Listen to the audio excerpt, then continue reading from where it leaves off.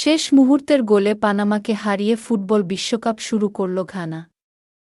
Caleb ইরেনকির জয়সূচক গোলে নাটকীয় এই জয় তুলে নেয় আফ্রিকার দেশটি। কানাডার টরন্টোতে বাংলাদেশ সময় ভোর ৫টায় শুরু হওয়া এ ম্যাচে পানামাকে ১-০ গোলে হারিয়েছে ঘানা। ম্যাচের শেষ মুহূর্তে অতিরিক্ত সময়ের ৫ম মিনিটে ব্র্যান্ডন থমাস আসান্তের দারুণ অ্যাসিস্টে লক্ষ্যভেদ করেন ইরেনকি। এতে সব ধরনের প্রতিযোগিতা মিলিয়ে পানামাকে প্রথম সাক্ষাতেই হারাল ব্ল্যাক স্টাররা।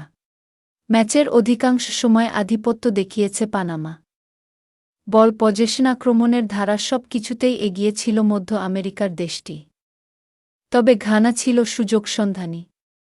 অভিজ্ঞ কোচ কার্লোস কুইরোজের কৌশলে গোলের সম্ভাবনা বেশি তৈরি করেছিল ঘানা।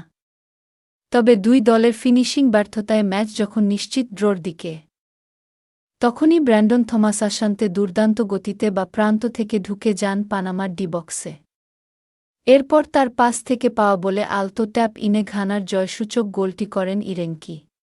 এই জয়ে ইংল্যান্ডের সমান পয়েন্ট হলেও গোল ব্যবধানে পিছিয়ে ২ নম্বরে আছে কার্লোস কুইরোজের শিষ্যরা। এল গ্রুপে যথাক্রমে ৩ ও ৪-এ রয়েছে পানামা ও ক্রোয়েশিয়া।